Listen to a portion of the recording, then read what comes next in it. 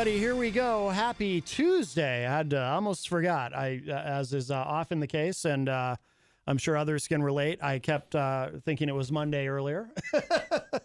But happy Tuesday, everybody. Welcome back. Hope everybody had a good Memorial Day weekend. This is Matt Connarton Unleashed, and we are live from the studios of WMNH 95.3 FM in glorious downtown Manchester, New Hampshire. Also on Comcast 97 if you're in Manchester. And you can go to my website, mattconnerton.com, for all of your live streaming options, social media links, contact info, show archives, etc., etc. And I am not alone.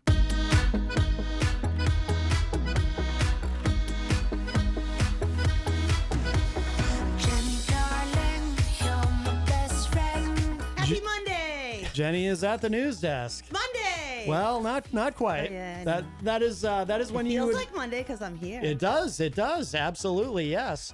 And joining us on the couch, making his return to the program, Republican candidate for the presidency, Steve Laffey, is here. Hello. Great to be with you guys. Just a lot of fun. Great show. Good music. Thank you. Yeah, you like the. For I anyone, like everything, yeah. For anyone who's, we appreciate that.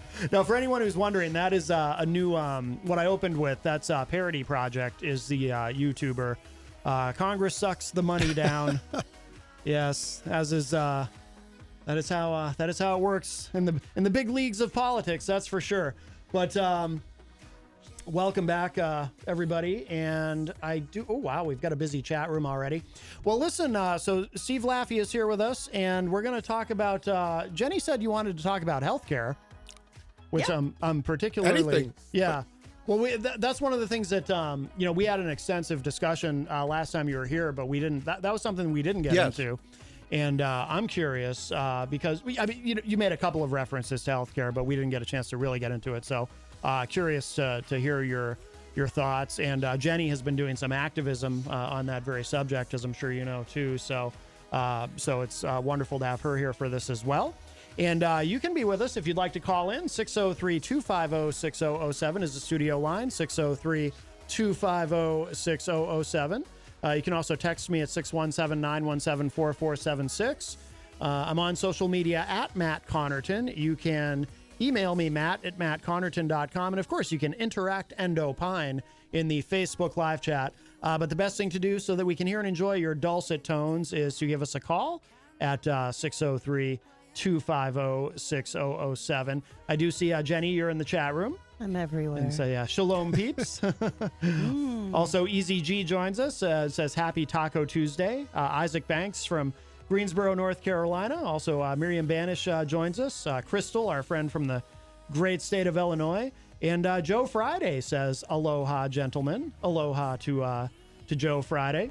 Aloha. Yes. So again, 603-250-6007 is the studio line.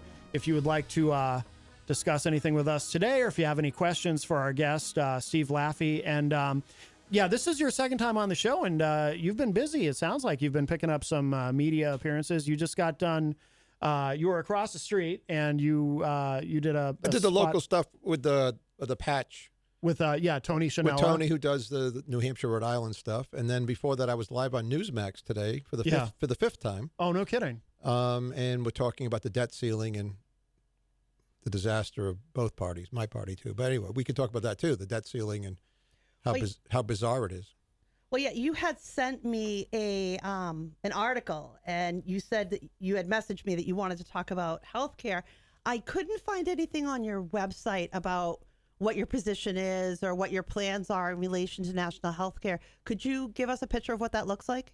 Yes. There is a lot, not at the very first page, but I've talked a lot about healthcare over the years. So there's a lot of videos and stuff, but not that you need to go back and find it. But yes, we have at least $1 trillion extra spending problem in healthcare over any other industrialized country. We spend 18% of gross domestic product on healthcare in our country, and it is and the average country, take Switzerland, is 12 or 11. And what is it about one? Is it 1/7 of our GDP? Yeah, it's 18%. It's ridiculously high, and an extra 6% is $1 trillion, and that $1 trillion comes about because of a lot of things. We can get into any one you want to. Sure. But one would simply be, if you want to take them piece by piece, one would be the patent system. and the large lobbying efforts of large drug companies based in America who use America as their giant cash cow for the rest of the world. People listening to this show pay, on average, twice what anybody in Germany pays for the same drug. Mm-hmm. Twice. I mean, any drug could be different, but twice. Well, even isn't that why some people go to Canada for their prescriptions, of course. right? And of course, there's been talk about this for years, that people should be able to buy their drugs, as I believe they should, anywhere they could get them. But we, as Americans, should not. I mean, the biggest lobbyer in America is Pfizer. $300 million plus per year spent on lobbying to people that don't have term limits. Many of the people in Congress go to work for companies like this when they get out, and their staffers do. It's a whole insidious piece of corruption. So this needs to change. If I were president, we would have to, there's a lot of things we have to do, but one would simply be that we're not doing that anymore. That we're not making Americans pay twice as much.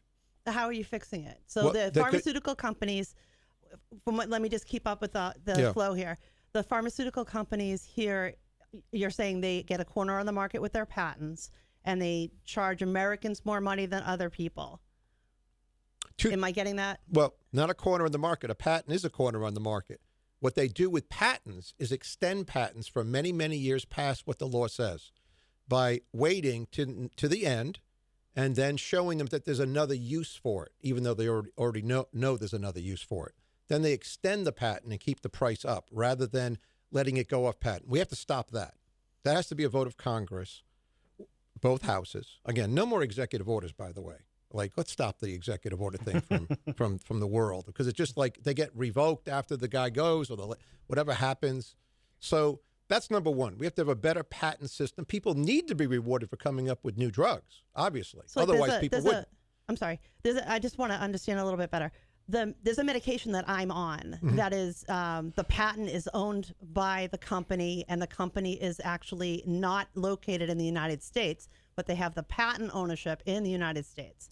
So, as you can imagine, it makes it practically impossible for people to be able to get the medication because of exorbitant pricing, and they don't get to make enough money. So they don't want to make it for everybody. They make it in the form that gives them the most money. So like the form that I take is such a low dose, they don't make a profit, so they don't make it. So I have to go through a compounding pharmacy, and insurance companies get a pass on paying for compounding meds. How can you fix that pattern system for me that medication becomes more affordable and more available to me?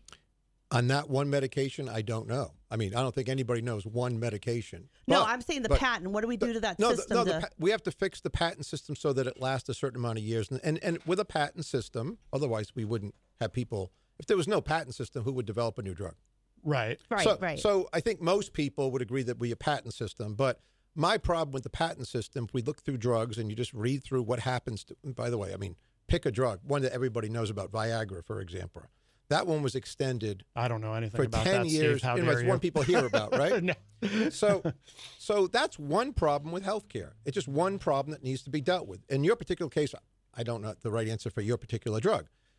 Steve, can I ask you, is this why, because I'll often hear people say, you should be able to get generic versions of these drugs, which would make them cheaper. Is the patent system the way it is what prevents that from happening? Well, after things go off patent, they go to generic drug makers. You got big, the one's called Teva, located in Israel, one of the biggest generic drug makers in the world.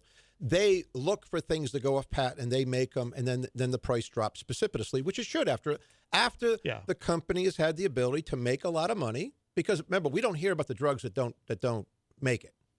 I mean, to give Pfizer or anybody credit, like Eli Lilly, any company, they try a lot of things and they lose money, like a bad movie. Right? So like Waterworld, right? Back in the day, right? You spend $300 million, you sell $10 million, you had a big loss. So to recoup their losses, they get to charge, what they want. Now, whether insurance companies do or don't accept this particular drug, that's a whole nother story. But the patent thing has to be made so it doesn't get extended, in my humble opinion. Okay. It's a very different opinion than any Republican you're going to talk to. Oh, yeah. Because but that's what I think has to happen. You want to give it a finite end. You have this many years, and then... If it's, we could, again, I'm not the expert to argue whether it should be 12 years or 9 years, Sure. but something Right. like that. Yeah. And then now the other the other problem would be an issue for Congress to deal with that the president should put forth in a law is that we're not paying more than list prices in industrialized countries or any countries. I mean, and that way your drug, not particularly yours again, but people's drug costs would drop precipitously. And the ones in Germany would have to go up a little bit. Remember that they wouldn't make these drugs if they didn't make some money. Right. But why are we double? And I make the word up double. Sometimes it's 3 times as much. Sometimes it's the same amount. But you can look at the list prices in Canada, list prices of the same drug, same patent drug, not generic drug, same drug sold in industrialized. I'm not talking about something off the shelf in Argentina. I'm talking about Germany, France, United Kingdom, Canada, people we know, people we trade with, those kind of countries. So that has to be changed. When that can get changed, we're going to have a lowering for the United States residents on their prescription drugs. Now, that doesn't answer your question about what to do about getting them to make my drug in a way that's going to help me. That's not the answer to your question. That's an answer to another question. Like, how do we lower generally drug prices? Now, there's another part of this whole system. And that is, I believe that the way this has to change is that right now, we go see a doctor, right? And what happens a lot is that due to the changes in laws in 2006, where before 2006 or so, it was very, very hard for any of these TV commercials to mention drugs. They had to put in, now you think that, wow, how can they, what did they have to put in before? Because now they say the side effect is that it kills you. And there's a whole list. Anybody at the gets a end, headache, it's a headache. Oh, yes, yeah, I know. exactly. But it was way more than that. They couldn't even advertise. I believe that was the right. I believe that allowing drug companies to advertise these drugs. I agree. Jenny says that all the time. Agree. Yeah. Wholeheartedly do I agree. When you talk to doctors, people, now here's what happens. People come in, and not everybody, but I'm trying to be not too general. People come in and say, I need that purple pill. I think I have. Now, if you notice, by the way, the advertisements, and this is not to make fun of someone who has this real ailment, but notice it's not generally these drug commercials are not for things that affect millions and millions of people that everybody. They're sort of like esoteric drug problems. Yeah. Again, they're very bad if someone has them. I want someone to be cured. But they're driving up all these questions for doctors. They're driving people into doctors to ask for it. Interesting. Second, doctors don't get paid to get people better. So they just give people drugs. That's not true. By any stretch of the imagination. Doctors, come on now. No, doctor, your regular doctor doesn't get paid if you get better, does he? Well, I get what you're saying. Maybe the way you're saying it. The way you're saying he it wants to horrific. get you better. Don't get me wrong. I'm not saying that's. Okay. Thank you. Okay, doctors. It was the way you put it. Right, but they don't get paid. I love my providers. Okay, a doctor right now or a hospital does not generally get paid at the end of the year by the people they by saying, hey, you know what? You had make up the numbers. 100 patients come in, and wow. This patient lost this much weight and is off this particular drug. This person started on Lipitor, and you got them off Lipitor because they started eating oatmeal. I'm being very hyperbolic, right? This person did that. They don't get paid at the end of the year by like, wow, what a great job you did with these people. See, I get what you're saying there. Yeah. So we need a system that they do. In other words, or more that they do, or that's how people will react to incentives. I mean. I'm coming from the investment banking world, and I could give you story after story how we changed things at my firm, Morgan Keegan, and how we we incentivized certain things to things that we wanted. We didn't want people to do commissions anymore in the 1990s. Too many stock jockeys, too many people just calling on the phone saying, buy this stock because they get paid every time you bought a stock. We wanted wealth management. We wanted people just to get paid on the assets. We had to make a big change. So we incentivized analysts who were paid on commissions, the guys but we incentivized them just to outperform the stock market with just the ones they called outperform. And guess what? Better stock picks. They made more money. We gathered more assets with a product, but we incentivized what we wanted and we got it. Not to get off on healthcare. But what we need in America is the ability so that, let's put it this way. And this is not to make fun of people, but we have a really unhealthy person. and he's 40 years old. And for whatever reason, he's drinking a gallon of beer a day, and I'm making it. But we want him not to do that, right? Right. But we don't want him just to go in and say at the age of 50, I've been carrying around too much weight, I've been drinking, and my cirrhosis of the liver, and I need a new liver, and I need to do kneecap. We can't be doing that any longer. We need that person to try to get better. Yeah. Now, people do want to get better. That's the good thing. People want to be healthy. People don't want to be stuck in this whole thing, and don't get me started on sugar and all that kind of stuff, but I will. So we need a system where we can take people and say, yes, you can be part of that health insurance company over there. And right now, Joe, you're 42, you're really unhealthy, you're actuarially a $400,000 a year problem. We want that insurance company, the fact that you could have a heart attack and be there, but we want that person 2 years from now to be a $200,000 problem. Not by them, not by them being healthy, by rewarding them with programs that make them healthy, by doctors being incentive that, hey, you know what, Joe came in a couple of years ago. He's doing pretty well. Like, he's not perfect. He didn't get to be an NFL running back at the end of the whole thing, but now he's doing better. We need a system that rewards these kind of incentives. We don't have that in America today. There are incentivizing systems built into healthcare. For example, I'm rewarded with points when I go to the YMCA, and I can turn that in for something. I'm rewarded with a cash value for meeting my step requirements, and it's starting to happen. No. A little bit. And my doctor rewards me often speaking from my perspective, I'm rewarded by my doctor when he tells me I don't have to come into the office again for 6 months versus 6 weeks. I'm rewarded by my doctor when he looks at my lab work and says, wow, look at your triglycerides are 75, your cholesterol's great, don't change your thing. That, for me, that's a reward. Yes. And I understand you're talking about this reward system, but I really want to look at this from the patient level. We have a problem in America. Would you agree? Our healthcare system is broken. People do not get appropriate healthcare, right? Now, appropriate healthcare, when they get it, don't get it. That's a big topic, but don't. Why is it a big topic? Well, because a lot of people get very, very good healthcare. Our healthcare, in some senses, can be very, very good. Until you have a cancer diagnosis, lose your job, and lose that healthcare. So, yeah. That's what happens. Well, I have a daughter, and I've seen $5 to $8 million of bills across my desk. I have a daughter with stage 4 cancer for 8 years. That lady right there. I got you. She lived at the Children's Hospital for 2.5 years. I took over homeschooling the kids. That's why you haven't heard from me. But why should you have that kind of bill? Shouldn't the child be entitled as a basic human being to have basic human right of health care and be entitled to, if she needs this IV, she needs this chemo, she needs that treatment, that she should simply get it because the doctor says so. You as a family agree with the doctor, this is the course of treatment, and nobody gets in the way and says whether they're going to approve, prior, op, whatever.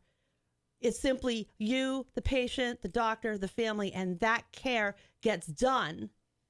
And this medical system is simply paid through one centralized system in a national healthcare scheme. And then you're going to have healthcare at 24% of GDP.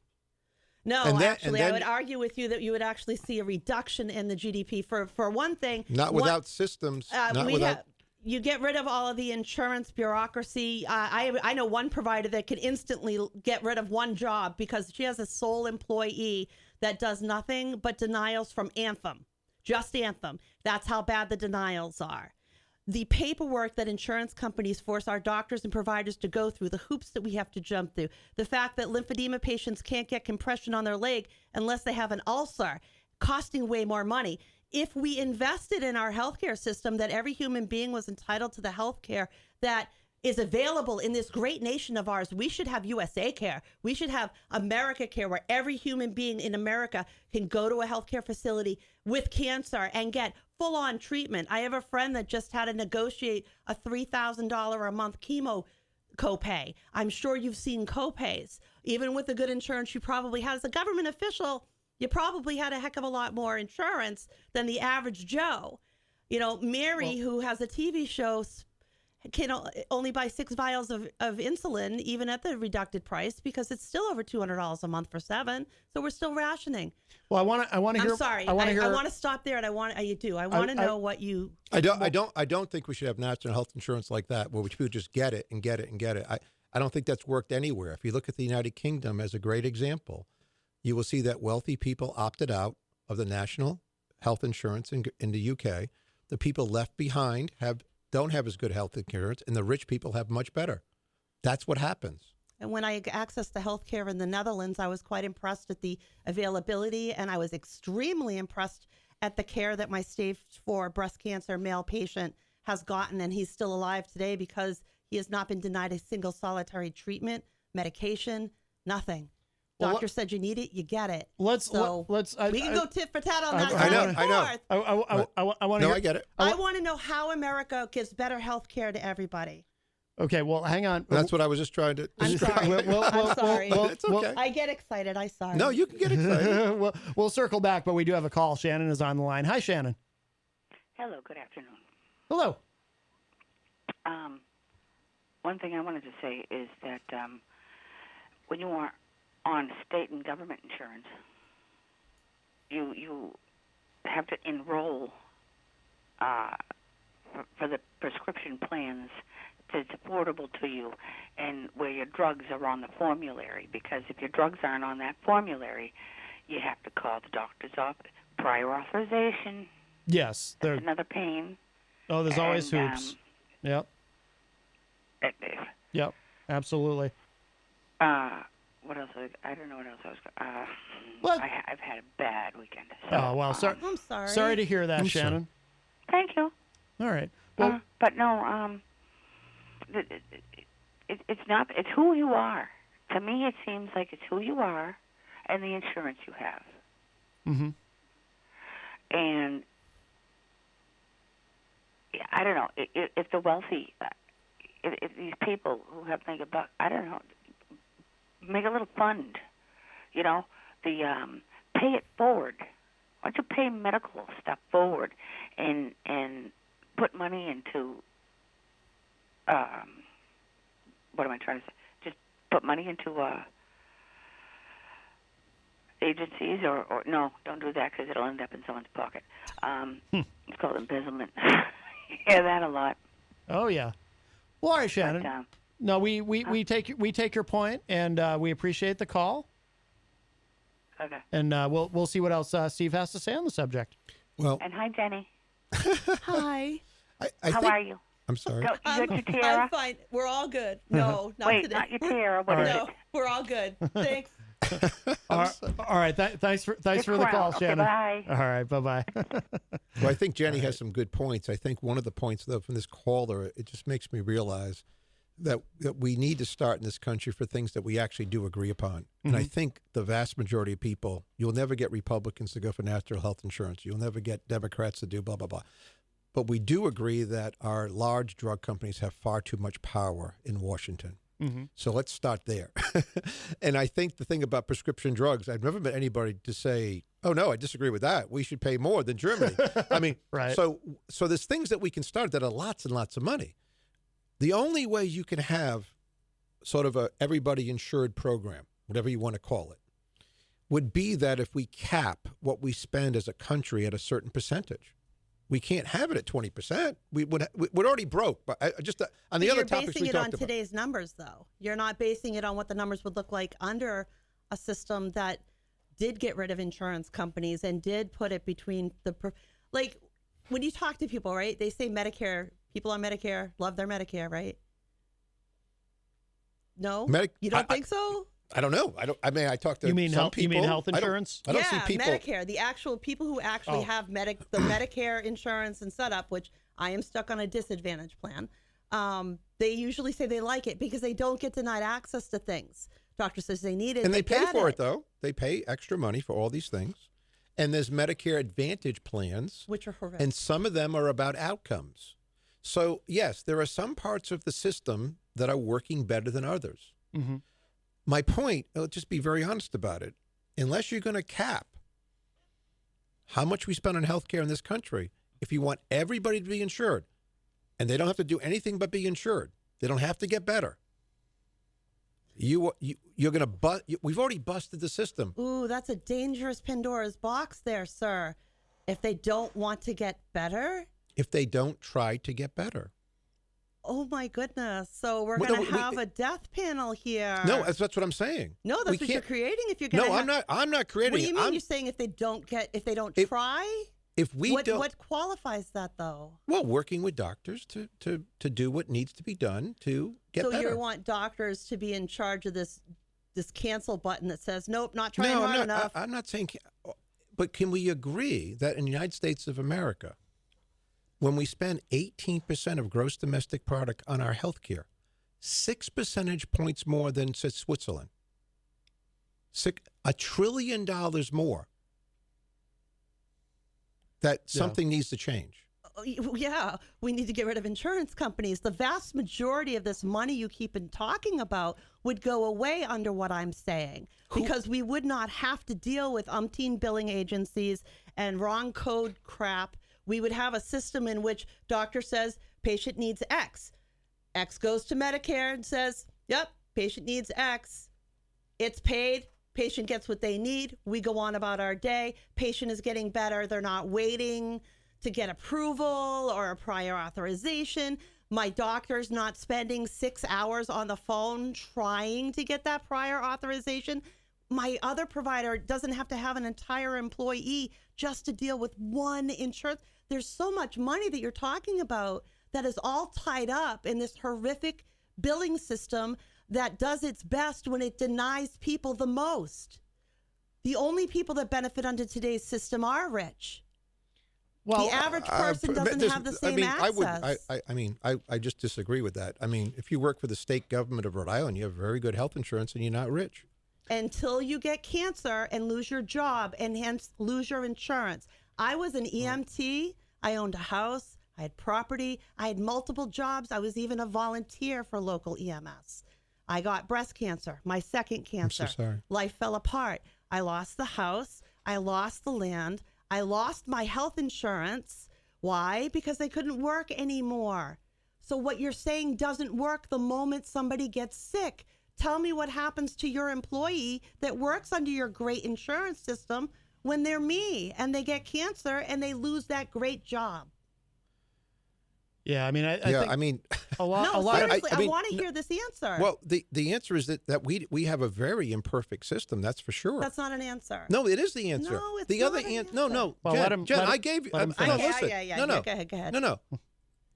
What is the answer for the cost that we spend on health insurance today in America versus other industrialized countries? Well, we could do more of a Netherlands type style plan where people pay a flat rate. That's their insurance.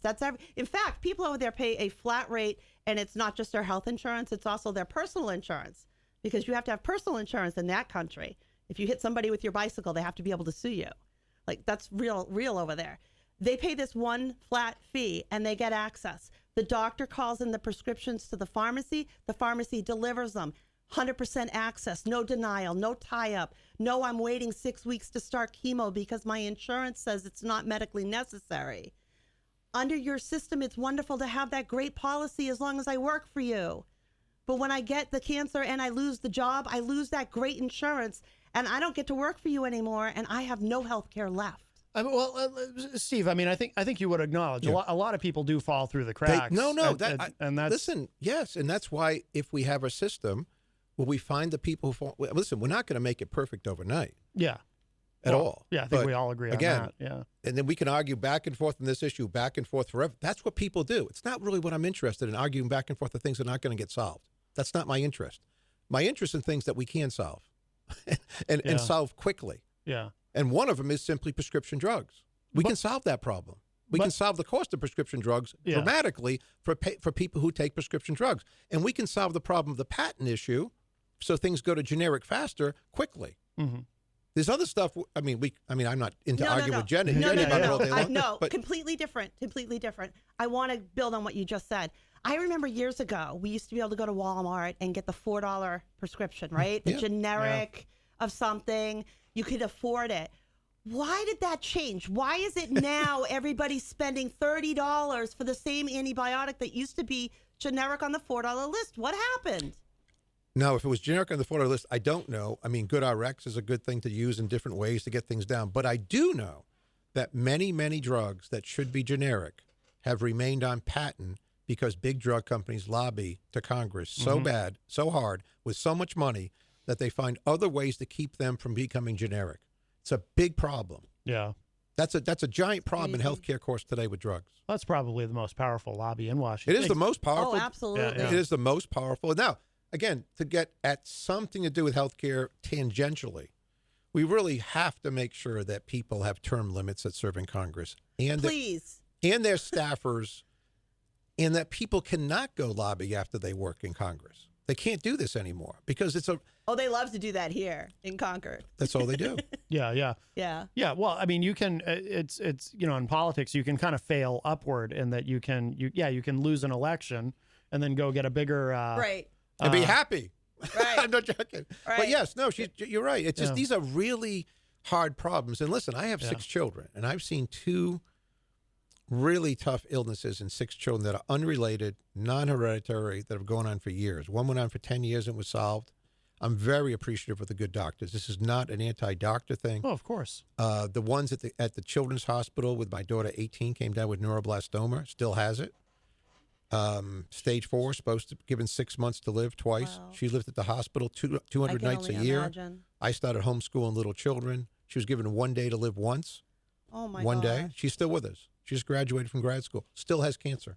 Getting married Saturday. Wow. So Good I on totally her. understand. I mean, listen, the empathy level of you go to the Children's Hospital, even if you just go like I go, not that you live there like my beautiful wife, live there. Yeah.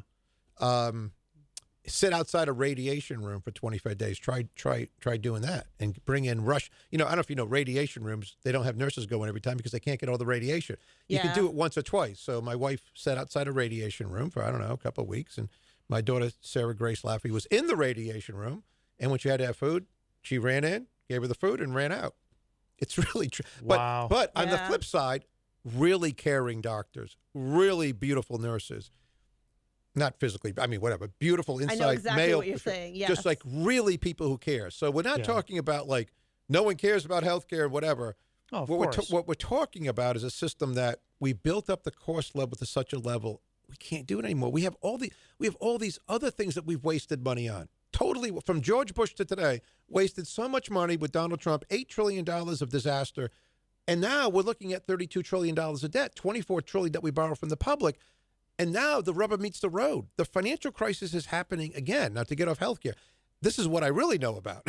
This is why I'm running for president. I'm just a tangentially person who cares about healthcare. Yeah. I'm not an expert on healthcare. I can totally agree with it. I don't have all the answers for healthcare.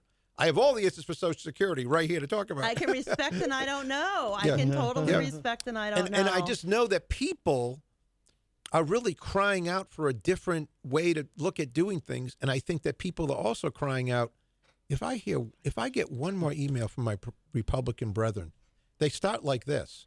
There's a lady in Mississippi, what's her name, the representative, whatever, who yells at the president, which he shouldn't do. And it starts like this: the Marxists are taking over. Send me money. And I guess people send her money. Marjorie Green. Marjorie Taylor Greene. Yes. Marjorie Taylor Greene, totally out of control. but Governor Ron DeSantis sends me stuff. And it's about, I don't want to say the word Marxist again, but it's basically the same stuff. Yeah. He's being attacked. We're in for Ron. I'm like, it's awful that they're feeding into that. yeah, everybody's feeding into this attack dog stuff. But that's not the way it can be. We're going to have, again, one of the things I promise you, if I'm the president of the United States, there will be no executive orders. Yeah. And there'll be no, listen. You sure you can't get tempted into that? I mean, come on. I don't know. There are situations. I don't think we need, I think we have to do it the old fashioned way. We have to go to Congress with a bill and say, I want you to pass this bill. We have a question for you, and I don't know if the person wants me to identify who it is. Somebody in the chat room says, my question is, what about our prescription drugs being made in China? Oh. This is a huge problem. And I tell you, I've been talking about this. I've been talking about China. My movie Fixing America on Amazon is about China primarily. Yeah. I've been saying since 2005 publicly, there's hundreds of hours of me saying this. We shouldn't be trading with China, but specifically because, by the way, there's never been all the bill of goods people were sold from the year 2000 on about how giving them a trade deal would make them more of a democratic republic, blah, blah, blah, was always a lie. How'd that pan out? I said it was a lie. I was right. Yeah. By the way, Yeah. just so you know, when the next presidential candidate comes in, and for the listeners, before This is made in Virginia. This is made, I'm pointing to my tie. Yes. This is made in New York by, His coat. I bought it for $300. This is made in Seattle. Uh-huh. The socks were made in Seattle. The shoes were made at San Antonio Shoe Company in San Antonio, SAS. So I think we should try to buy things made in America, but specifically in 2020, the unfortunate part of the people who represent our country, Republican and Democrat, is that they belong to the talking nation. They don't belong to the Bill nation. They're not the Kemp Roth people of years ago. They belong to, like, Tom Cotton, for example. He introduced the bill and went on TV to promote himself about making pharmaceuticals in America or in North America or somewhere close by, right? Yeah. And they talked and talked back when the virus came. And they never did it. And what they do is they think you, the listener right there, forgot about it. But she didn't, or he didn't. Yep. They didn't forget. They know. And so what's happening in Mississippi, we know for a fact. My wife's nodding. There are specific drugs that you cannot get for cancer people in Mississippi because there's a shortage because the ingredients come out of communist China. Yep. So that would be a bill that I would pass. And by the way, no, this is the mistake of like bringing semiconductors back. The bill that Senator Biden put forth, and President Biden put forth recently about semiconductors and Intel. The chip bill. Let's call it the chip bill, the anti-inflation bill, whatever they want to call these things. They're not anti-inflation. But those bills happen when they don't need to happen, when we give subsidies to giant companies with lots of money. Seriously. It can just It could just be a simple bill that says by 2027, 65% of semiconductors used by the federal government will be made in North America, blah, blah, blah. We are the richest country. They will be made here. People will do it. They don't need subsidies when they have, NVIDIA doesn't need subsidies to kind of open up a plant here. Neither does Micron Technology. But to drugs, we need to pass a law that says X percentage of these drugs may either, again, I'm not the expert on which drugs. Sure. Which ingredients, I'm not. But How about all of them? Well, all of them How would be about great. a general law for prescription drugs? All of them would be great. Yeah. But if it was like, we got 90% of it done, whatever. But they were made in North America, or if not North America, in the UK, in Puerto Rico, which is North America, obviously. But remember, Puerto Rico had lots of these facilities. Yes. I liked your idea that you said earlier about telling them that they can't charge more here than they're charging in other countries. Yes. And that's a different thing for the drugs themselves. But for the ingredients that are made in China and other places, they need to be reshored. Now, to let people know, this is what I don't understand about politicians. The theory of globalization, we invented after the World War II. We invented it as Americans because we didn't have any consumers outside America. And if Europe didn't recover and wasn't protected by the only Navy that could protect the transport of these wares back and forth, then we wouldn't be able to build these countries and be able to export to them. So we did, fine. But even 20 years ago, that was ending. Globalization's totally dead. I can tell you when I was at Harvard Business School, for example, and I shouldn't have been admitted at 22. I didn't have any work experience. But I remember saying to people when the whole thing back then was just in-time inventory. You might have heard of this out of Japan. Yeah. Yes. Oh, yeah. Everybody was going to have faster inventory turns, less accounts receivable, so they would have more short-term profits. I remember raising my hand in production operation management class. The average age is 27. I'm 22. And I raised my hand and I said something like, so Professor Bishop, what if you really need the stuff? That's exactly what's been happening in pharmaceuticals. That's why there are medication shortages. That's why we ran out of Tylenol. Yes. That's why we ran out of children's ibuprofen. Exactly. And so, so here's the answer to the question is just simply this. Tom Cotton and his buddies in Washington thought you forgot about it. Yeah. And Maria Bartiromo on NBC, or whatever channel she's on, and the people at CNN and Fox, they, in the half-hour news cycle, moved to a different topic, and he didn't even pass it. They didn't even try to pass it. Right. They don't really care. They don't really care whether you get the drug or not. Otherwise, they would have passed the bill. By the way, go look up Tom Cotton's bill. There are drug shortages right now. I know a friend of mine has a child that needs a particular medication, and they've had to hunt. They found it once, only a name brand, $200 It's for happening a month. everywhere. Everywhere, Jenny. And it's ridiculous. There's no reason for it. And so why not, by law, we can get together and do this. A president needs to do this. This is what has to happen. Yeah. A president needs to, he needs to get around. He needs to visit Jenny one day and say, Jenny, we disagree on blah, blah, blah, but we agree on this. Help me. And Jenny says, okay, I'll help you on this. I'll call my congressman and we'll get that kind of bill passed and help unify the country a little bit. I'm still waiting for Trump's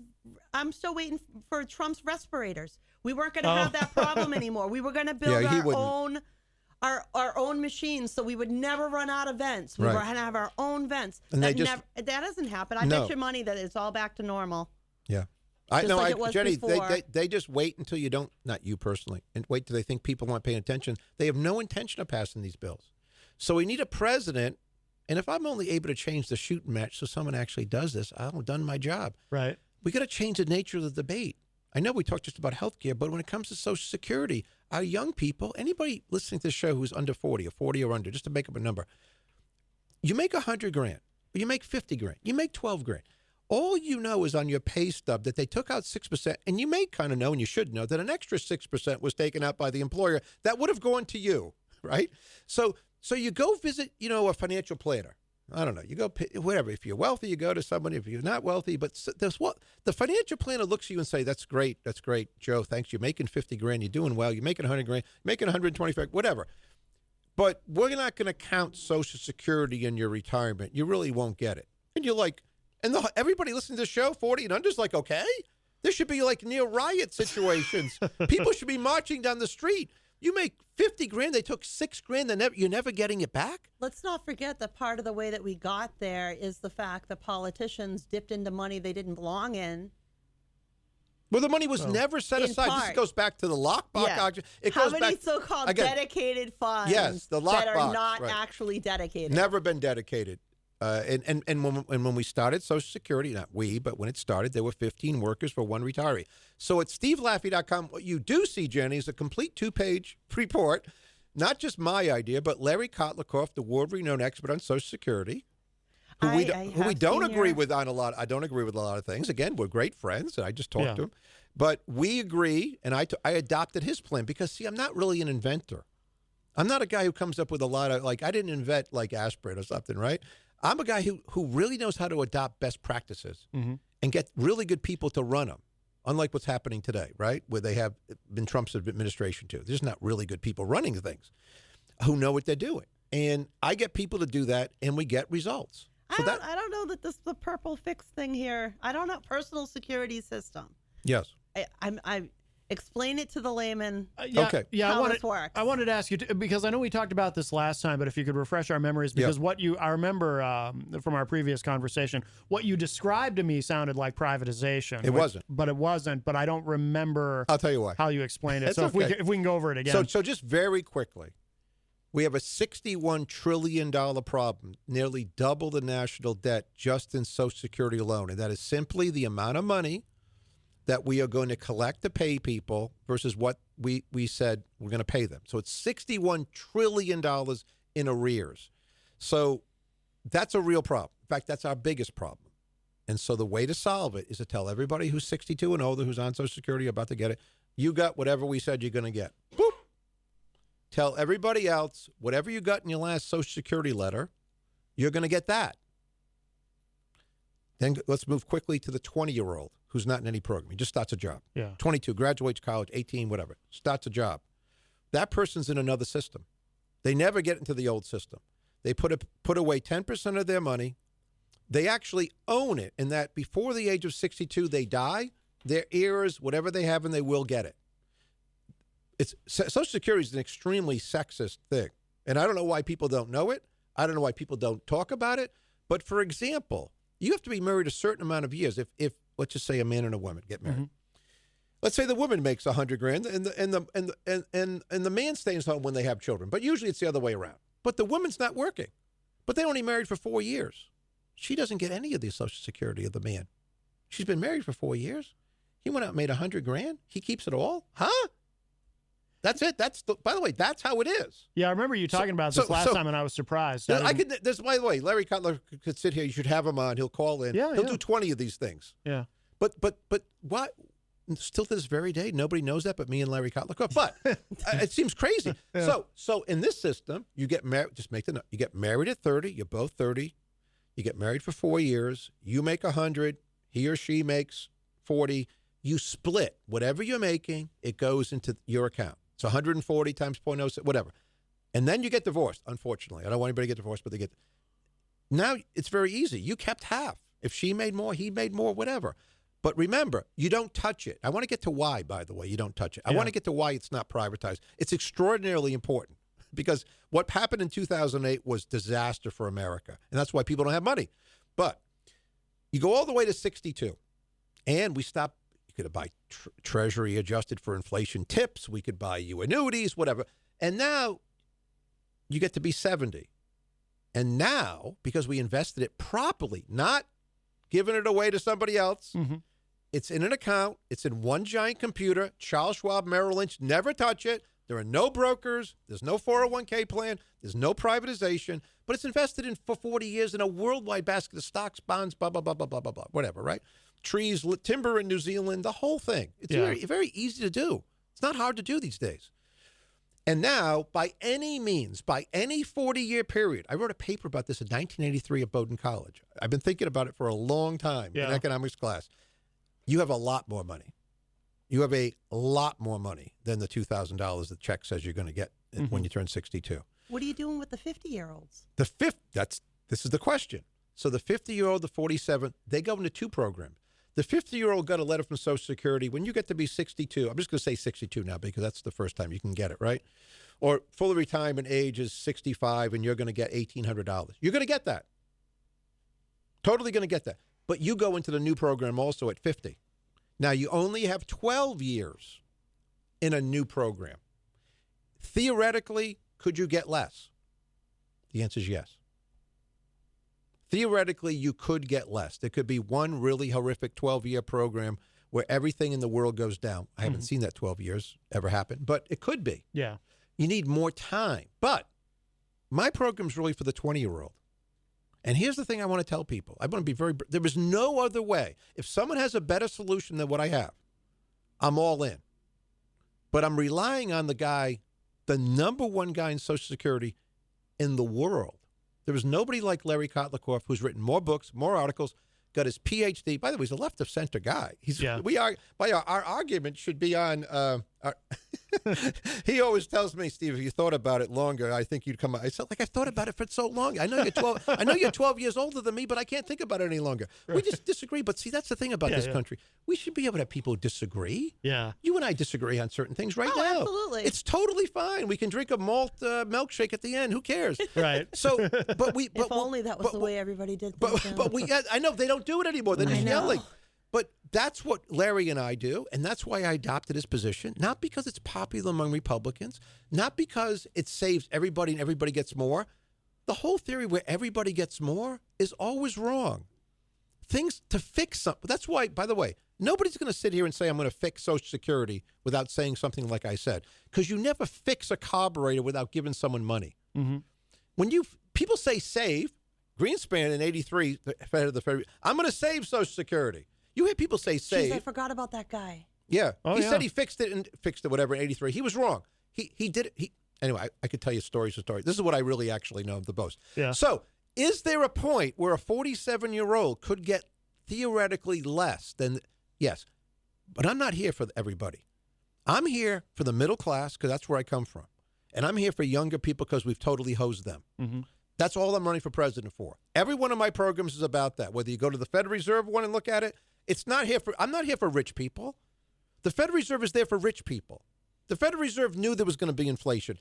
They told you they didn't know. They lied. Anybody with a brain knew there was going to be inflation. Everybody knows what causes inflation. It's money. It's not supply side shocks. It's not a Ukraine war. Anybody took one economic course, and not everybody did, has to know that the economy is made up of government, G, I, investment, C, consumption, and exports minus imports, which ours have always been dragging us down because of China. They're dragging our GDP growth down by 1% to 2% per year, cumulatively for 30 years. So that's what it is. And so if indeed there's not any more money, something gives. But if the Fed prints more money, nothing gives for a while, and everybody has a sugar rush. Yeah. And now the sugar rush is over, and it's really a financial crisis. And by the way, it's going to get a lot worse. The banking problem is so bad, it's going to get a lot worse. And by the way, the situation, and Jenny would like this. The situation. How does he know what I like? I know. I can just tell. The situation to fix the banks is limited purpose banking. We have to break up the banks. Now, you're sitting talking to a very conservative guy. We're going to break up the banks. J.P. Morgan, the guy who runs it, became a billionaire doing nothing but getting better deals than you could get, nothing but big lobbying costs, nothing but paying giant fines. And I'll give you another promise. If I am president, we are never settling a white-collar crime and letting them pay a fine. If I charge you in my Justice Department, charges you with misleading customers, taking those loans and not selling them to Finland, go look at the fines that J.P. Morgan has paid since 2009. It's a third of their pre-tax income for like the first 7 years. Jamie Dimon should have been charged as a CEO and brought to court. The guy at Wells Fargo. Here's what they really did with the banks. Banks, top 5 banks, 2008, have 33% of American assets. Today, 70%. Why? Really? Yes. Graham Dodd. Why? They made the regulation so huge. Go look up the articles. I'm sure I know about it in Maine and other states, but I'm in New Hampshire today. You could probably go find all the articles where, I make up the name, Manchester Will and Trust, a trust department, part of a local bank, had to sell. They couldn't do the paperwork and stay in. They sold to J.P. Morgan. They had to sell it. They made the rules so onerous that they're putting out of business the local banks. Yeah. What we need, by the way, are banks to be really small, and the way it works is going to be this. You come in, your name is Jimmy. You live outside in a farm outside of Manchester, and the best loan, by the way, is to someone you know, right? Mm-hmm. Not repackaging loans and selling them to Finland. Right. So you come in, your father's been a farmer, you're a farmer, you come in, and they know you. You want to buy 100 acres of land. You got $20,000 to put down. There's a meeting. Yeah, that guy. But here's what we tell you at the bank. There's cash mutual funds. By the way, there's 8,000 cash mutual funds. You may invest in them. Mutual funds, right? They could be bond mutual funds. They could be, but they're all cash. There's no leverage. The mutual fund Joe might own, NVIDIA, different stocks. How many of those went bankrupt in 2008? The answer? 0. We gave the banks how many hundreds of billions of dollars? AIG, all this stuff, right? Totally unnecessary, by the way. Airlines. Don't get me started on airlines. We bailed out everybody but a regular American. Exactly. And the first time we go after that, student loans, Well, bails. We bailed out everybody but the regular person in 2008. And, for example, airlines. Wasn't that the year that they were talking about giving money to us, but then the thing was, we're afraid they'll just put it in the bank and they won't spend it to stimulate the economy. I remember that. Yeah, but there's no need to actually, you can't just keep sending money to people. That's called inflation. But what I'm saying is that these large oligopolies, kleptocracies, whatever we want to phrase, they're running things. Mm-hmm. And that's why, by the way, not to get on other candidate. Why do you think Ron DeSantis announces with the richest man in the world? Oh, come on. He's got the most money. And they still flubbed it. And they still flubbed it. It was a couldn't disaster. get it to come out perfect. So Mr. Anti-Woke was very woke. Because, he changed his name again, too. Well, it's DeSantis. DeSantis. Yeah. His little but accent. Again, this is all like a script. The only candidate that's not on a script is me sitting here with you saying, I don't know the answer to every question. I disagree with you on this. But here's some major things that have to happen for America to thrive again. One would be, again, Jenny would like this. I'm joking now. I'm sorry. He's going to keep bringing me into this. By the way, President Biden added a tax that people don't talk about too much for large any corporations, publicly traded corporations, for buying back stock, their own stock, to enrich their shareholders in the short term. I agreed with it. I thought it should have been more stringent. Whoa, I'm a Republican. No Republican agrees with this. I've been talking about this for years. Yeah. Just so you know, this is, again, what I really do know. Some things I don't know. When you buy back stock above book value, what the stated book value, assets minus liability, just be very simple, you're lowering the book value. But look at American Airlines. Bailed out in 2008. The new CEO comes in. They get their money. People stop flying. Boop, boop, boop. He buys back all the stock to enrich himself and the CEOs, and the presidents and the high management people, right, with the stock options. He leaves. The stock really hasn't gone up. He's got like $50 billion. What happens in 2020? They don't have any money. Who bails them out? Jenny does. Again. Mm-hmm. And what the people have to understand, this one thing that they'll never tell you, but it's so obvious. Jets, American Airlines, Delta Airlines, they go broke. The planes still fly. Yeah.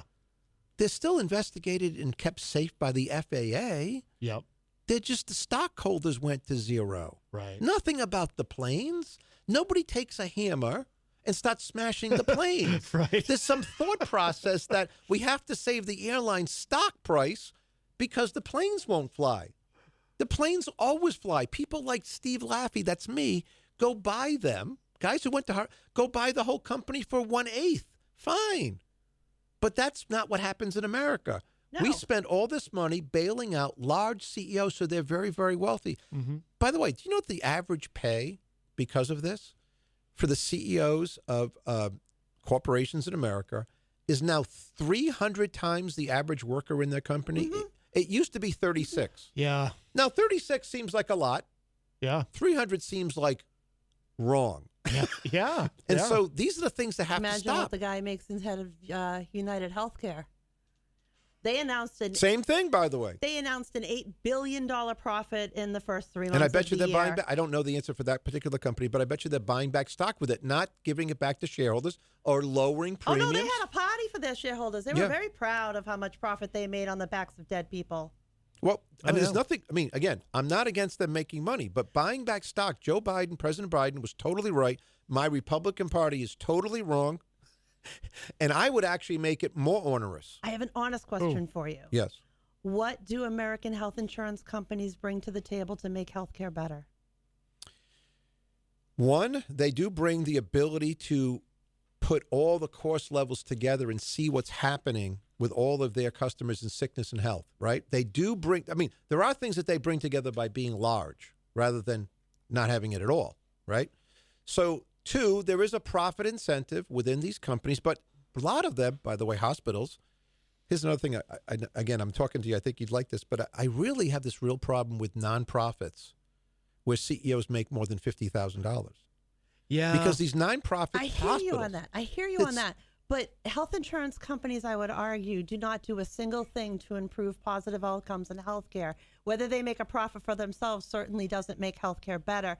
And whatever pool you're talking about, I'd rather have that in the universities where they are and where our doctors and teaching hospitals are reviewing charts on the front lines where they're talking about what's going on in our society, what we see, what we might need to invest in to keep the public healthy.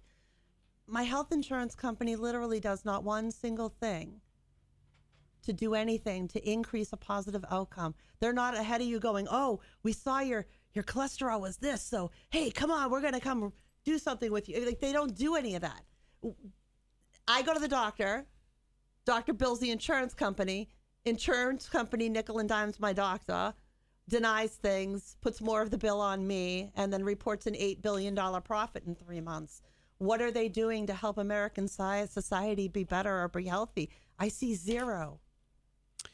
I know you see zero. There are things that obviously there are a lot of good people who work at all these different places who are really trying. They really think. I think the system, like you think, is broken. We have different ways to start fixing it. I would start with the prescription drugs and the patent system and then keep moving. I think those are two things that would unify the country. I would open up health care to every American so everybody's getting the appropriate care they need, and therefore they're less costly on our system because they're kept better healthy and they have better access. I gotta give you that. Gotta give you that. I do. And I won't retort because we already said it. But I think we all agree lowering prescription drug prices Seriously. would be a good thing. We are, Steve. You've been very generous with your time. We're actually past the top of the hour, so we can. Yeah, it's after 5 now. I've got to go. Yeah, you've got to go. Anything? But can I just ask you just a quick question? I haven't heard you, and maybe we just haven't gotten any of it. I haven't heard you really talk about social issues much. at all, really? I mean, is that something, not that I think you're avoiding any of that, No, but you know, like DeSantis, I hear you kind of pick on him a little bit, which is fine because I think the guy's a psycho. But you know, I kind of get the impression you're not into that part of it as much as, you know, you're looking for practical solutions to America's financial issues and other things. But I mean, tell me, because when I'm on your website, it doesn't seem like you're bogged down in the culture war stuff. I'm not. I'm pro-life. I was hoping that Roe versus Wade would be overturned. It was. Leave it up to the states and just move on. That's where it should be. It always should have been at the states. I said after a while that people won't talk about it as much. People go through horrific situations in their own personal lives, but I happen to be an evangelical Christian and I'm pro-life. But that doesn't mean I'm like Tim Scott, who just announced that whatever bill they put on my desk, the most stringent, no bill's coming to my desk. It's not coming to my desk. No one's going to bring a bill like that to my desk. It was left to the states because it wasn't in the Constitution. I talked about it. See, the thing about me, I've said these things for like 20 years straight. Right. Like I said the same thing about China, about social issues, whatever. The real problem in America today is not that. The real problem in America is that we're out of money. Yeah. And we're broke. And everybody seems to be still running around hoping to be able to sit down before the game of musical chairs stops. But it's stopping now. When I announced a month before SVB Bank went broke, I said, we're having a financial crisis now. 25 seconds into my 30-second audio. I know this stuff. Mm-hmm, mm-hmm. If the Times call for a lawyer, get a lawyer. The Times call for someone with 6 children who understands a lot of these issues, knows there's a financial crisis, has lots of empathy for other people, doesn't want to go into the whole Marxist thing about Democrats, needs Democrats to move toward what he's saying, so we can fix this country so my children, your nieces can have an American dream like I did. That's why I'm here.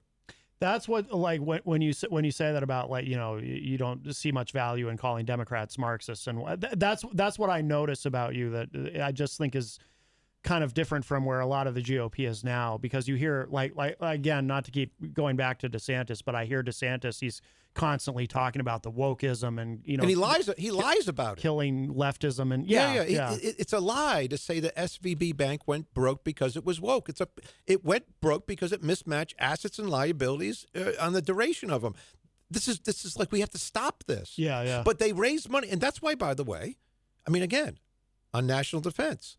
Why do you think Ron DeSantis, not to pick on him, why do you think him? Well, he's an opponent of yours. Yeah, we can pick on him. Why do you think he went? Why did Tucker Carlson ask him 6 questions about Ukraine? Mm-hmm. Some were false, like that the USSR, Russia's doing better. The currency's it wasn't. It was a lie. Yeah. From Tucker Carlson. It wasn't doing better. Yeah. But why do you think he answered as a territorial dispute? Because Tucker Carlson thought it was a territorial dispute. Because if he agreed with Tucker Carlson, he'll raise money. Yes. But Tucker Carlson's wrong. That is true. Ukraine has always been, for many, many years, a very important part for Europe, from Ivan the Terrible through the Cossacks, through Catherine the Great, right? So I know, this is what I know. Yeah. And it's an extraordinarily important part for America today that Russia does not advance, because once they advance into Ukraine, they will continue to advance, and there'll be much more likely a nuclear. By the way, Ukrainian people want to be free. We should help them. Mm-hmm. We're helping them, and we're not losing any soldiers, and we're using mostly used equipment that we wouldn't use against China. I mean, not to get into the tactics of all this stuff, but wow, to say that's a territorial dispute here's the thing about these people in politics today. He knows that's wrong. Of course. He still says it. Of course. That used to disqualify people from running. It doesn't anymore. Once Donald Trump got away with saying whatever he wanted and became president, everybody, and that's why he becomes the mini Trump. Running for president as Republicans are a bunch of mini Trumps and a guy named Steve Laffey. I'm Laffey. No one's going to agree with everything I say, but I'm here to change the whole shooting match of the debate if I can do it. Yeah. One last time at the age of 61. Well, I still remember all the names of my high school and elementary school teachers. You're only 61. Hey, listen, man, we keep electing, when we elected Trump, he was the oldest president that we'd had, and then we elected somebody even older in Biden. Right. And, so 61 to me, I'm a spring chicken. You're a young, You young whippersnappers today, you all want to be president. Exactly. I don't know. All right. Well, you're all good people. I appreciate you having me on, and I appreciate the discussion. Yeah. No. I appreciate it, but I have to say, maybe come back next time and not be a dictator who wants to put your religion into my life, my womb, my body.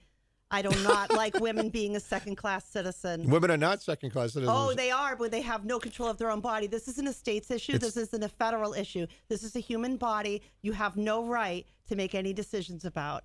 And I totally you disagree. can take your religion and keep it in your home, out of the government. My religion is my religion, but I am pro-life, and that's how I feel, and that's what I'll always be. I'm pro-life. In fact, all Jewish people are. We're pro the life that's here. You save the life that's here. You And the don't life is compromise here. the It's life that's alive in here. the womb. You do not force a 10-year-old child to carry around a rapist baby. Oh, I didn't. Oh, no. By the way, I've always had exceptions for that. Oh, that's an exception. Yeah. Okay. So when a man forces himself, and maybe it's not exactly rape, it's date rape, is that a line? Is it a line when the fetus is dead and the body's not actually letting the... I know a woman who called herself a walking coffin for 2 weeks because her body wouldn't allow an abortion to happen. And the government said you can't have one. They had to take her somewhere else in another state to have proper medical care. Proper medical care is what we're talking about. It's not a little cell dividing. Well, again, does we're not not have gonna- a greater right to life than a woman who's already here. I'm sorry. Oh, I but- didn't say that. See, I don't want words to be put in my mouth. I didn't say that. I'm sorry it makes you angry, but that my position on that has been around for my whole life. When I was born, I had all my rights intact, and now as a woman, I'm horrified that people younger than me do not have autonomy over their body. That there are these people, men in particular, who Well, seem no, to not men in decide to- particular. There are a great many women who totally agree with me, including the lady sitting right over there. And that's all well who's and had good. 5 And you can children. keep that in your house, but you can keep it out of my exam room between me and my doctor and my family. And I that's want why I government want it to out of my care. Period. End of it. Well, you may, but it's been cited now at the Supreme Court, and it's a matter for the states, like it should have been. It's a matter for each individual human, and the government itself should never be a part of that discussion in any way, shape, or form, be it federal or state. Yeah, I disagree. You can disagree. All right. Well, we're not going to come to an agreement on that. I don't think so. But No. it's 5:15. Do you have time for a call? Yes, I do. Oh, okay. My dad's on the line. He called last time you were here too, if I remember correctly. Hey, Dad. Hey guys, I'm not going to go into it, but I'm a right to life guy, and I'll debate anybody anytime on that one. That's distorted thinking and distorted language in my judgment, but that's not why I'm calling. I wanted to say what a great dialogue, and I do agree with Jenny about trying to come to a more federalized equality-based program now. Conservative. And for medical treatments. I've watched the insurance companies over the years, you know, they would give me, they'll say, after I go jump through all these hoops with them on the phone and send them paperwork in the outpatient departments, they would, so they come back to me. He's a provider, thank you, incidentally. Thank you. We're going to give you 6 sessions. 3 sessions in, they don't say I'm doing couples therapy or family therapy or individual. 3 sessions in, they don't call me. They don't send me a letter. They call my client or clients and say, we think you only need 1 more session, and that's it. You know, I mean, it's just, and that's it for them, you know, because they can't afford anything, and we can't afford to help them at the mental health center. So just a couple of things I wanted to say, Steve. I think you sent me your mega hat, so I'm wearing that, you know. I love your forthrightness, and a couple of things, you know, we are in grave financial jeopardy in this country right now, and politicians on both sides of the aisle, and I'm glad you mentioned Cotton. Cotton across, you know, as a real hero, but he doesn't do anything. You're right. No, he doesn't follow through, and he's all out for Mr. Cotton, as so many of these politicians are. I mean, Lindsey Graham is still talking about 202016, like on TV. Like what, Lindsey? Miss Lindsey Graham needs to retire. Exactly. I mean, Exactly. who puts him on a show absurd, anymore? What's going on? That's something we all I know. agree on. Term Okay, limits. let's end on that one. Anyway, I have to run, but I do appreciate all you guys doing this. Yeah, can I just say one other Yes, thing? go ahead. You know, because I get blowback from some colleagues and a family member, not Matt, but another family member about this. But I have been saying for the last 2 years, we need to get free of China and its manipulation, from the fentanyl to the chips and all of that data. We need to bring those manufacturing jobs and technology jobs back to America. Corporations don't like that. No. You know what I mean? My They movie, don't want to listen, hear that. if you've seen but my it's movie- time to show some guts, prudence, and leadership. I've been saying so since- I'm with you on that. It's good to hear you talking about that, and it's good that you guys had a great dialogue today on the radio. Yeah, we're going to have. I don't we're not agree gonna with everything, but I appreciate dialogue. That's important. Absolutely. Calm and relaxed dialogue. I absolutely agree No, I with that appreciate 100%. it, and I learn, and I learn from things when like especially with healthcare, talking to Jenny and her Yeah. personal situations. I've been Absolutely, speaking sure. about China, made a movie about China. It's on my website. What I wrote in 2011. I didn't come around Yes. like Marco Rubio last month. Like there's a warning shot across our bow. Big giant Yeah. American corporations have totally hosed the American manufacturer. Absolutely. And cities. I'm not nowhere. Yeah. I'm not Youngstown. And we got to bring these manufacturing jobs back. And guess what, folks? They're coming back anyway. do it. Let's lead it. Let's lead because every new Let's lead manufacturing it. job Yes. is 4 jobs. Yes. It's a bit. Absolutely. But I've got to run to my next thing. Okay. Yeah, I got to let you go. See, I I'll could let do this everybody like for go. 5 hours. Thank you. Great Anyway. show today, guys. Great dialogue. Thank you, sir. Great reflection. All Thank right. you. All right, Dad. And thank Bye, you. Dad. Thanks for the call. Thank you, Jenny. Steve, did you want to plug where is that a public event you're doing? I tonight? I'm did going to put in- Goffstown to speak Yes. tonight to the Republican Party. Okay. I don't know exactly where, but somewhere in Goffstown. Yeah, yeah. I have it somewhere. But I got to go there and I got to meet some people before.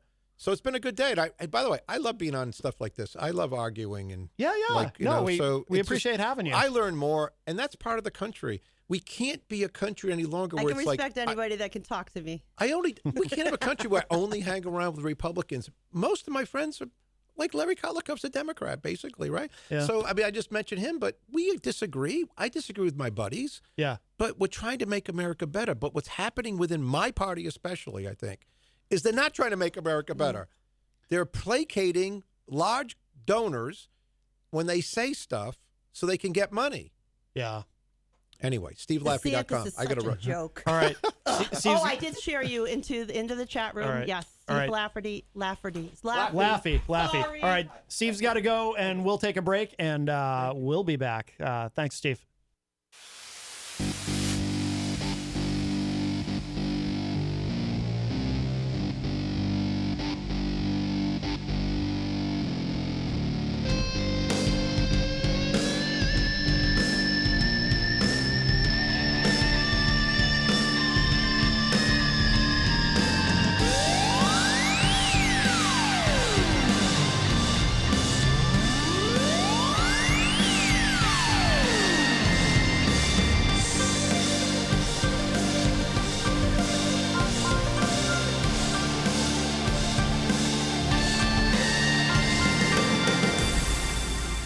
Hello, everybody. Welcome back. We are well in hour number 2, numero dos of Matt Connarton Unleashed, and we are live from the studios of WMNH 95.3 FM in glorious downtown Manchester, New Hampshire. Also on Comcast 97 if you're in Manchester.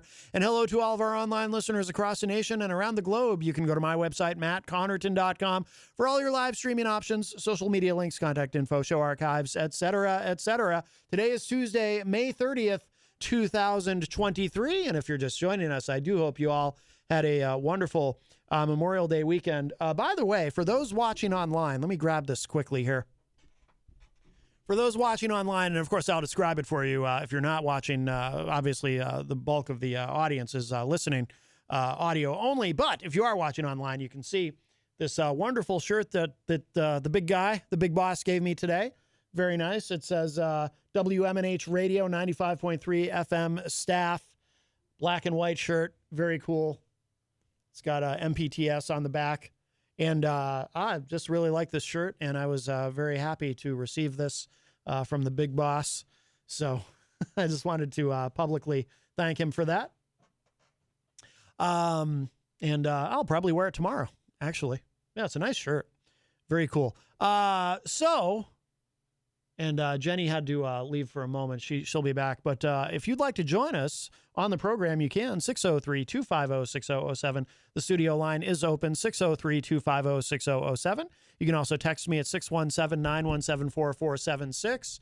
I'm on social media at Matt Connarton. You can email me, matt@mattconnerton.com.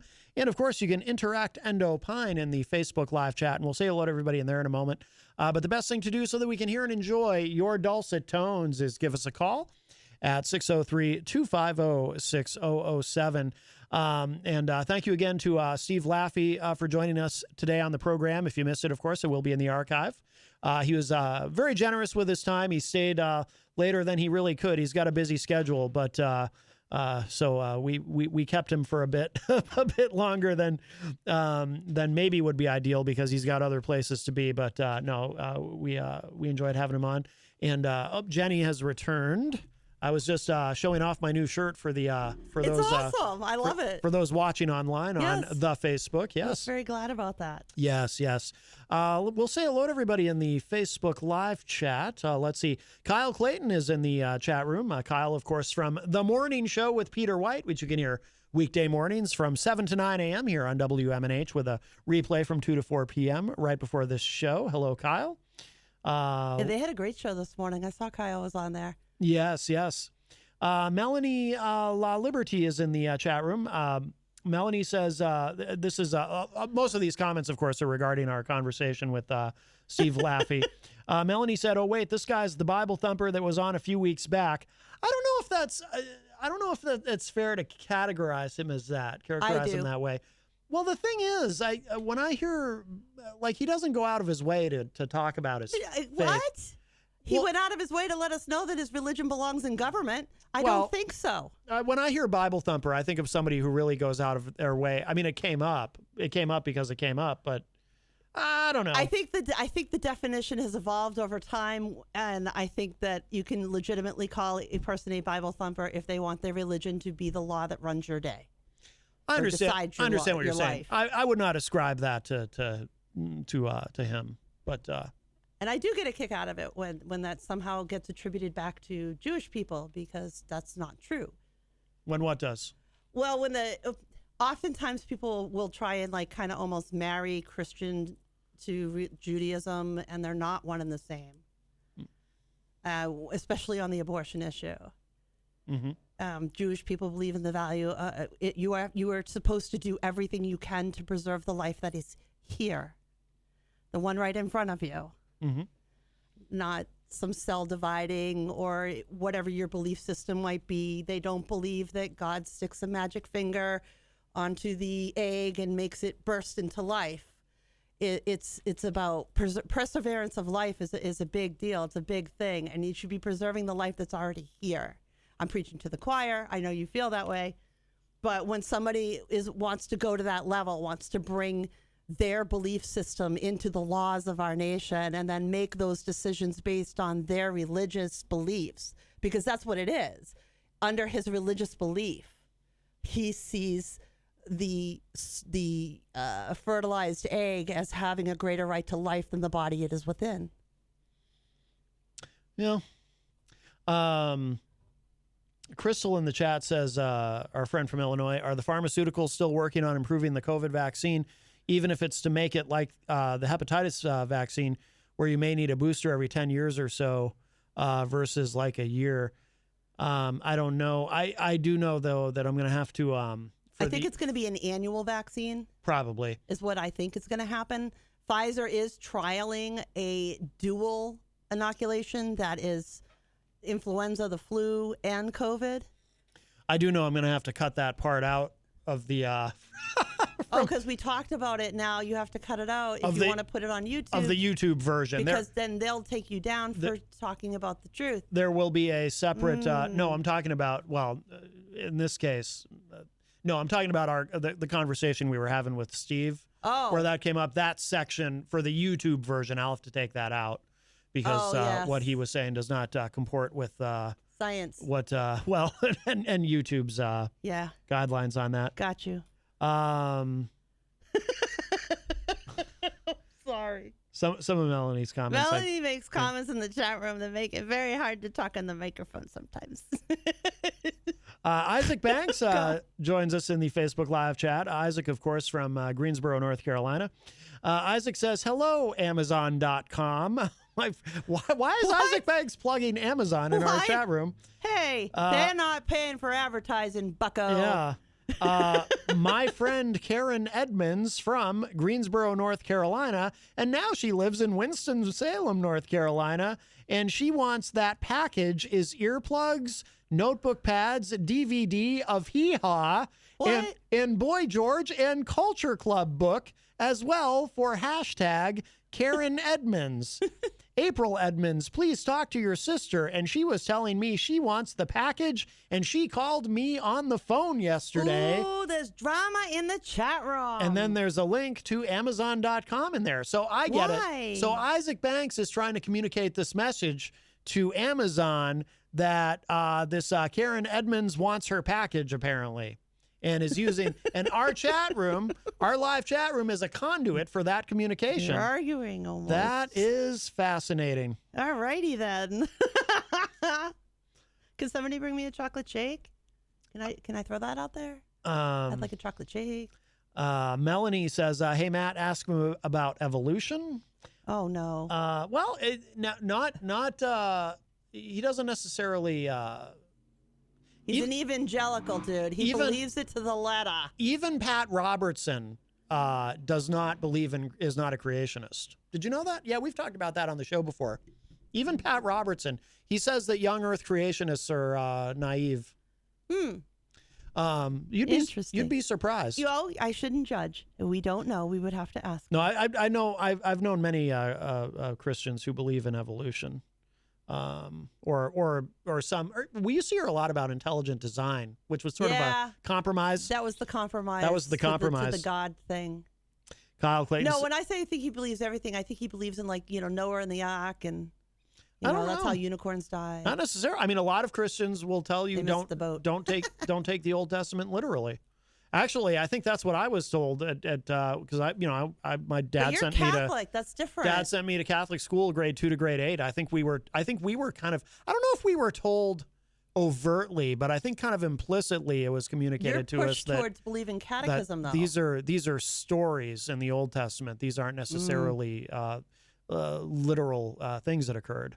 From what I recall, The fire and brimstone preachers like to go right at the word. Well, yeah, I mean, yeah, you've got some people who just take it all literally. You want to have your religion, have your religion, have whatever religion you'd like.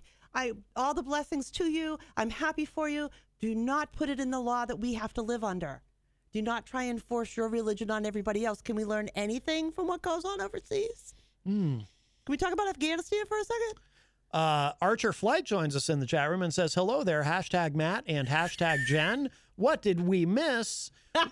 We perform on June 25th, 2023 at Center City Park at downtown Greensboro, North Carolina. Is karaoke at 4 p.m. to 7 p.m. We will sing and dance. True, hashtag Matt and hashtag Jenn. We say we had a good Memorial Day yesterday." All right. And Rhonda Favero, our friend from California, also in the Facebook live chat. And Melanie says, "I got to go. Hail Satan." Oh, my goodness. Wow. Oh, she's switching. Look what's going on there in Vermont. Made her switch religions all over. My Just goodness. that quickly. Well, if you'd like to get in with a call, 603-250-6007, 603-250-6007. The studio line is open. And by the way, I don't think you've been on the show since you went on your trip.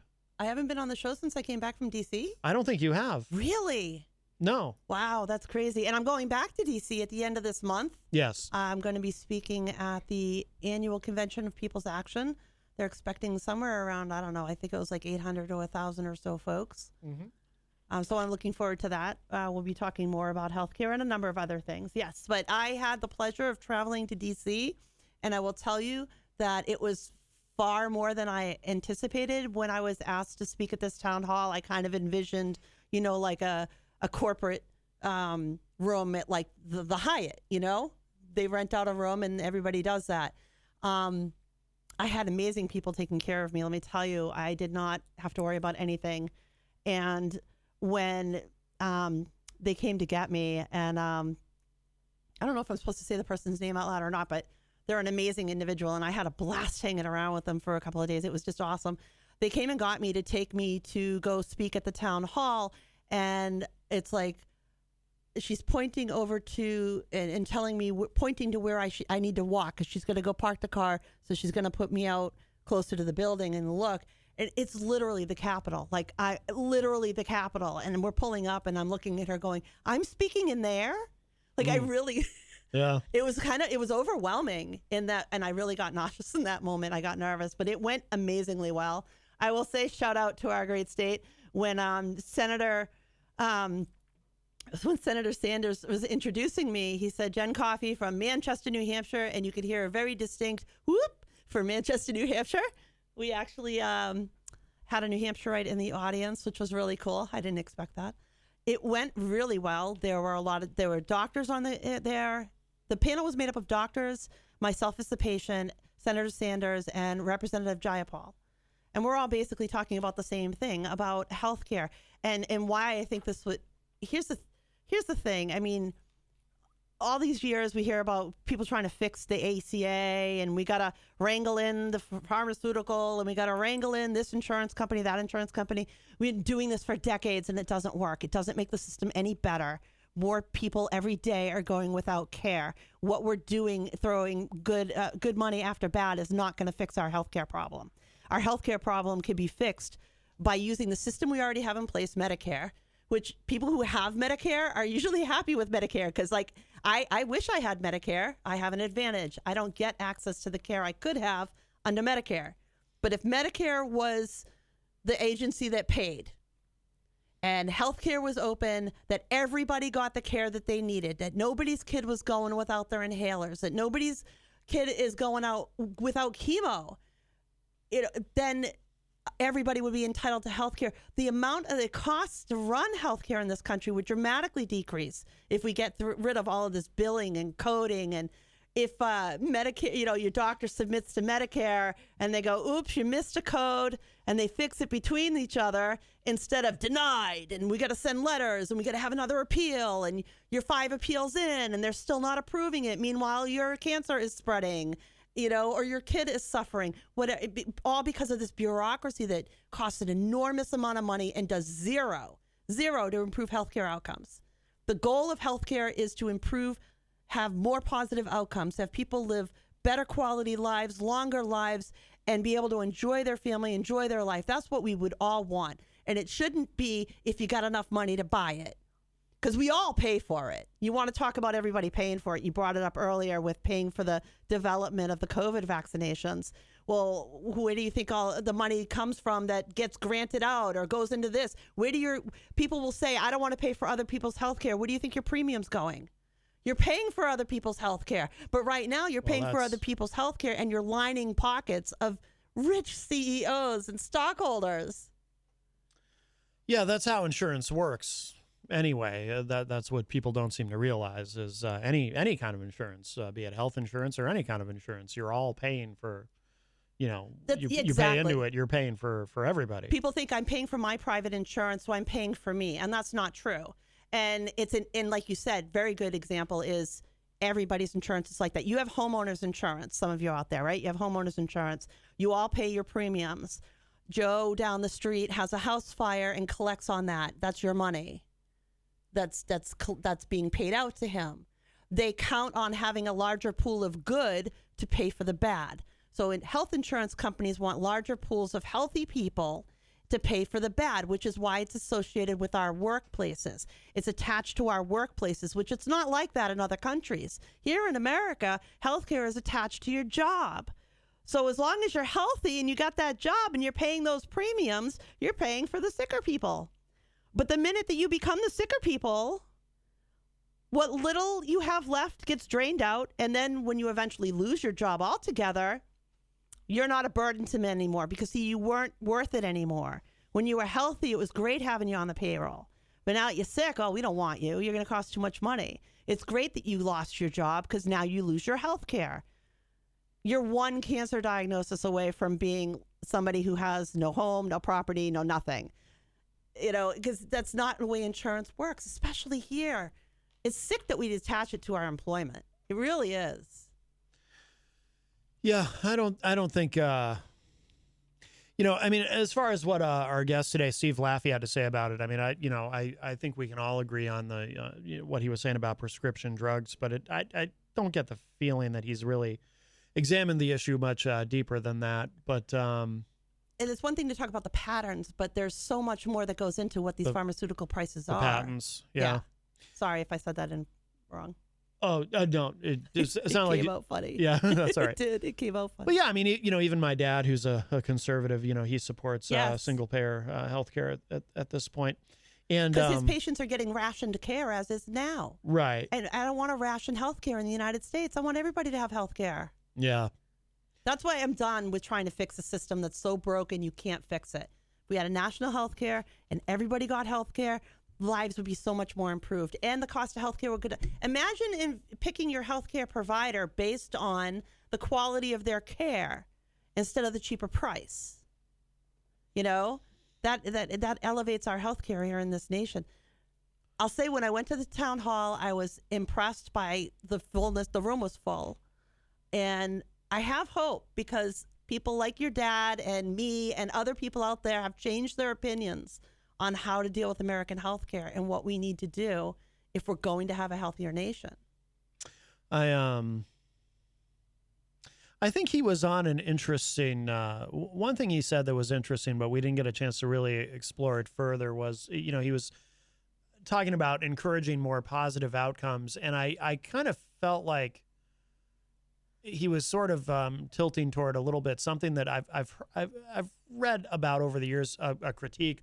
One of the many critiques of the American healthcare system is that there's not enough emphasis put on preventative care in terms of really encouraging people to be healthier and make better choices. But I also understand too that it's part of it's an unfortunate part of human nature where I've always said the absolute single easiest thing in the world to take for granted is your health, right up until something goes wrong, and for some people, even after something does go wrong, for example, so I'm not sure if the healthcare system can solve this because it might be just a matter of human nature. But for example, I can think of two people right off the top of my head, both of whom people I'm not going to say who they are, obviously.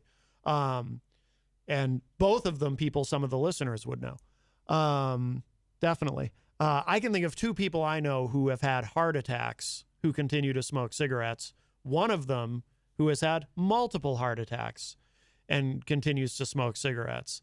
And it's so it's very difficult to get people to we have you can see, we have rising levels of obesity and diabetes in this country. Overall, in this nation, cigarette smoking has gone down dramatically from where it used to be. It has. But that being said, what concerns me is that if we're going to get into that, what is the consequence? I mean, if you're not being healthy about your lifestyle, what's the consequence? Do we cut you off from healthcare? Well, no, of course not. And that's what what makes that's where you get into. That's why that's a difficult problem to solve, because I think some of that is there's just an element of human nature.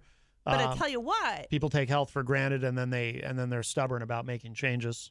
If we get rid of the insurance companies and allow doctors to see the patients as they should, instead of being limited to 15 minutes, maybe they have 20, 30 minutes with the patient, that they actually now have the time to address and talk to them about lifestyle changes they can make to live a healthier life or things that they could do. Doctors are limited to 15 minutes in the room with you if they're lucky, and all the hours of charting, that they don't even get to go there with their patients. They're basically rushing. Let me listen to your heart. Let me listen to your lungs. Let me check your labs. They don't get the time to spend to do the quality care with the patient that they could do if we got rid of insurance companies. Yeah. I just think if we got rid of insurance companies, it would be a huge benefit to everybody. No, I think so too.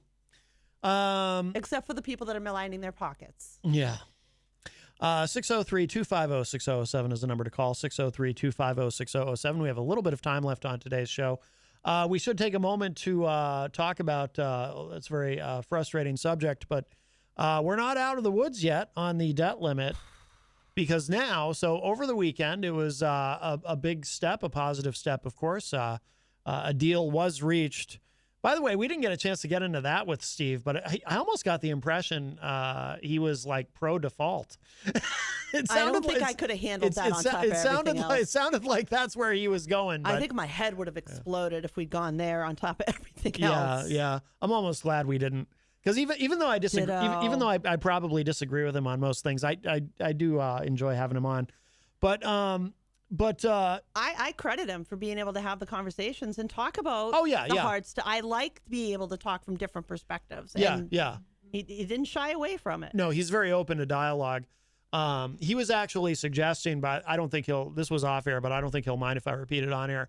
On his way out, he was suggesting, he wants to come on again. He likes being on the show. He was suggesting that we have, my dad wants me to get two, and we probably could get him. Vivek Ramaswamy. I think I'm saying his last name correctly. And Steve wants to debate Vivek Ramaswamy on the show. Over a particular topic or just in general? I'm not sure. We'd have to see, but it would be interesting. It might be feasible. So over the weekend, we did clear one hurdle with the debt limit where a deal was reached. But now we have this problem of, predictable, although we'll see. I'm cautiously optimistic this is going to work out, but the problem we have now is you've got House Republicans who don't like the deal, and you've got Senate Democrats who don't like the deal. And I guess my message would be to both the House Freedom Caucus Republicans in Congress and the progressive wing of the Democratic Party in the Senate. Y'all need to suck it up and vote for this. Perfect is the enemy of good. Yeah. I understand both sides have things in there they don't like. Of course you do. Too bad. The alternative is to push the self-destruct button on the global economy. I'd rather not. I understand, if you're a progressive Democrat in the Senate, maybe you don't like some of the work requirements. If you're a House Freedom Caucus member in the House, you're frustrated that you didn't get the original bill that you passed, which, as I referred to it last week, would be austerity on steroids. I get it. It's not all that you wanted. But again, the alternative is, because we're out of time.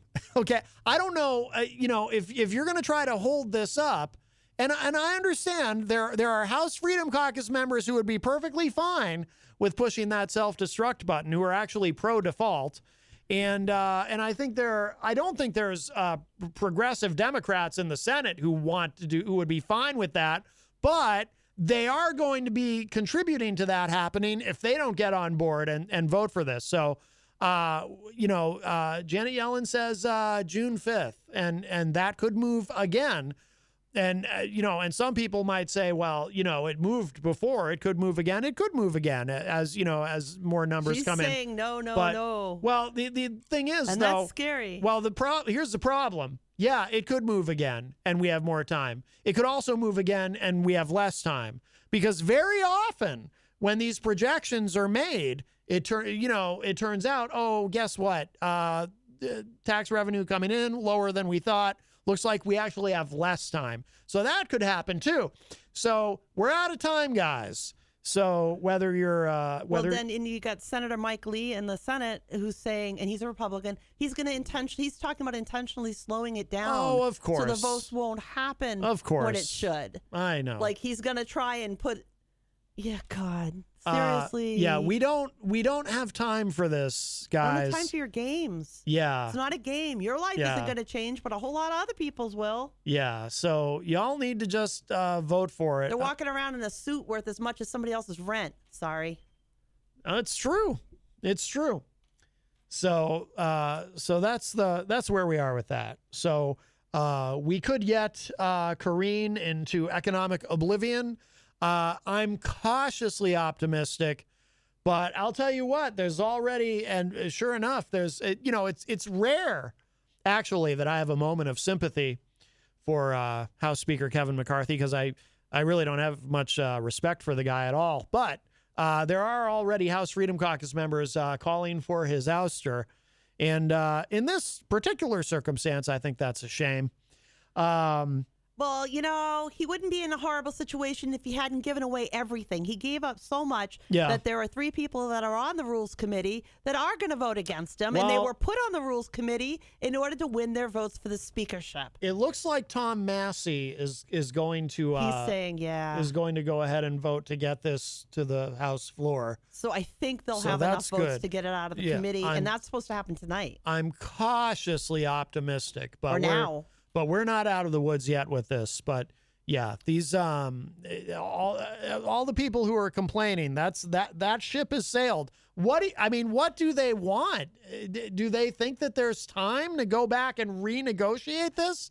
Come on. There isn't. It's a lot of posturing. There isn't, but there's a lot of people that aren't going to have money, like military people and elderly people are just going to have no money for rent or food or medications. These jerks walking around up there, they're not going to know nothing. They got Cadillac health insurance. They're certainly not hurting for meals. They got a heck of a cafeteria in the Capitol, let me tell you. They even have a Subway down there. They got everything they need, come right to their beck and call. They ain't hurting for nothing. They don't know anything about the pain that they're talking about inducing to the average American that's going to end up hurting because of this. All right, well, we gotta wrap up. Jenny, thank you. Hi, thank you. And, Sorry if I got a little excited. No, it's all good. It was a passionate discussion. Good discussion. Thank you again, Steve Laffey, for joining us today, and his wife Kelly, who is here as well. And tomorrow on the show, we've got stand-up audio. Yes, they're going to be coming in and talking. Joe Perro. They have a show coming up at the Rex on June 3rd this weekend. They're going to be talking about. And then on Thursday, you've got Kevin Hammer going to be Skyping in. And then Friday's going to be your big day. So you get a good week of show. Little short week.